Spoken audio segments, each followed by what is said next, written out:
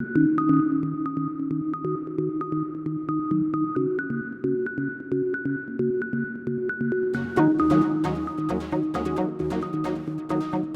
you.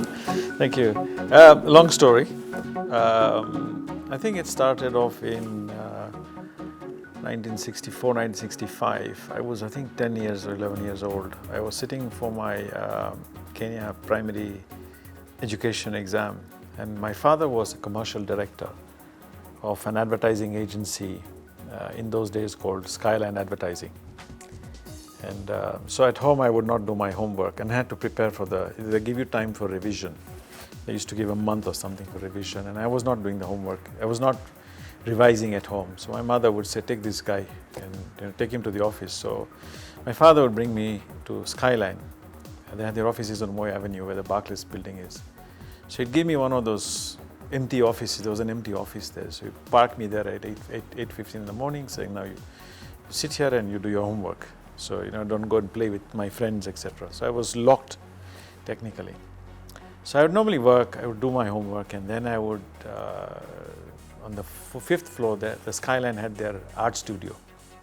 So in between, you get bored of doing your homework. So I would sneak up to the fifth floor and get into the studio. And I would see all these guys doing artworks. In those days, there was no letter set, there was nothing, so everything had to be done with a paintbrush. And so I saw these guys developing a poster, and it was for a cigarette, because they used to look after BAT. And I got fascinated with that. And so that day onwards, it was like, this is what I want to do. I want to create posters, I want to create, visual material. After my primary KPE, I didn't do particularly well in my Standard 7 exam. So I didn't get a good admission in any of the better secondary schools here. So my father sent me off to a boarding school in India. Now when I went there, I started doing art, and one of the things I started doing, I became after 2 years I became a secretary, film secretary. So the film secretary job was to show, every month, to show a movie to the kids. And so what you get was a list. And normally, when I became the secretary, there would just be a notice board sign saying, on Saturday night, this movie will be shown, just typed thing. And so I was told that you need to do that every week. Every month whenever you had a movie. And I didn't think that was a good idea. So I said, no, I'll do a poster. And so I made a big poster. Got the pictures of the photos of the actors and actresses who were acting on that movie, and put it all together and made a big fancy stuff and stuck it on the notice board. So everybody got wowed. A lot of people started watching. I think that's when I kind of got into the business. And I was about 15 years old. And then whenever I would come back for my holidays, I would go spend time in the studio at Skyline. And so that's where it all kind of began. And then when I finished my A-levels, my father wanted me to become a doctor. So the idea was to send me to university. I finished my exams in, I think was it in February or March. It was not the Cambridge one, it was a London GCE, because I was at the Polytechnic doing my A-levels. And so I convinced my dad, I said, I need to, before going to university in September, why don't you get me a temporary job at Skyline? And he was not working in Skyline at that time. He had left, set up a screen printing business. So he got me a job at Skyline, and they didn't know what to do with me. So initially they gave me, typical dog's body. Make photocopies, do this, do that. My first job was to do some research for Aspro, to go to each store throughout the country, go and do a wholesale audit.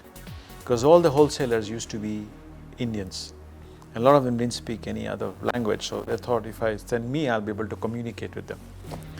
So I went around the whole country, did a bit of research, came back, and at the same time they also did consumer research to finding people why they have Panadol or there was no Panadol in those days, it was Cafenol or Aspro or Algon.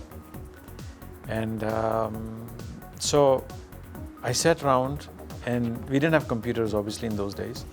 So you had to go and tabulate And I tabulated about 2,000 questionnaires, consumers questionnaires, and about 400 to 500 questionnaires of the wholesalers.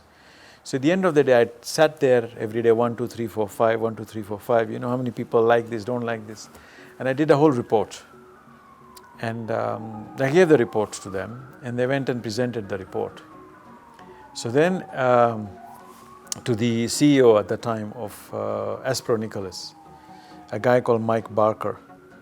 And so they didn't get me into the meeting room. And so we go, they go present the report, and this guy is obviously starting asking questions.